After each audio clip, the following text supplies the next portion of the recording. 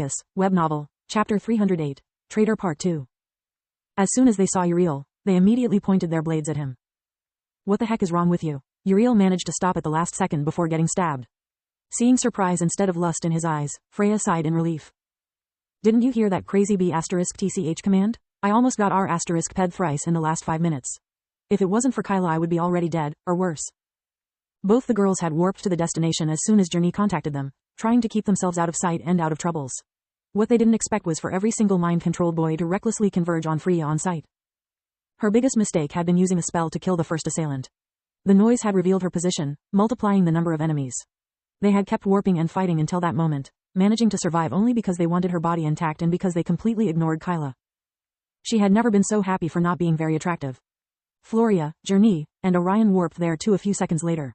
Aside from Journey, they were all deadly pale and covered in blood. Glad to see you are all right, girls. Journey checked her daughters and husband, almost ignoring Uriel. It's the only piece of good news so far. The power core is down and so are the warp gates leading here. It will take a while for the reinforcements to get here. I'm afraid when they arrive it will be already too late. I contacted Manoir on the way here. He says they have their hands full treating wounded students and neutralizing the professors under Nalir's influence. Trust no one. Anyone here could be an enemy. They all nodded in unison. We have only 2 options: run to the forest and get ourselves to safety, or find Nalir and kill her.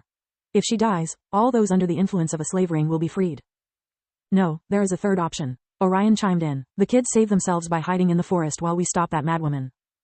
Don't go, please. Kyla sobbed desperately. I don't want to lose my family again. Please, don't leave me. Journey hugged Kyla, trying to calm her down. We'll never leave you alone, darling. Our duty is... Journey stopped, her eyes wide in surprise. Kyla's blade had pierced her lung and heart, striking from the blind spot created in the stomach area when Journey embraced her. There was a reason if Kyla had ignored Nalir's final command. Her duty was getting rid of Constable Ernaz all along. After Lith, Nalir considered Journey the biggest threat to her plan. She had come too close to the truth too many times. Nalir knew that the only way to kill someone so meticulous was to exploit her only weak spot. Journey's love for her family. While everyone was still too shocked to react, Kyla blinked behind Uriel's back, cutting his throat from ear to ear. Blood spurted everywhere, blinding Floria and Freya while Orion attempted to save his wife. Kyla blinked again, this time going for Freya's life. Nalir had given her precise orders. To make sure Journey was beyond saving, Kyla had to kill all the healers.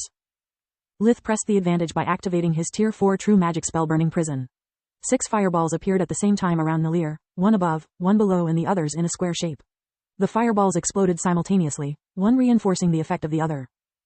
It was the same tactic Nalir had employed in her ambush, and now it was Lith's turn to exploit the spell's nature to predict her next move. If she used ice to counter the fire, he would use lightning. If she blinked, he would follow suit, stabbing her the moment Nalir reappeared. Thanks to life vision, an awakened one could see the exit point of a blink, making the first one to employ such spell an easy target.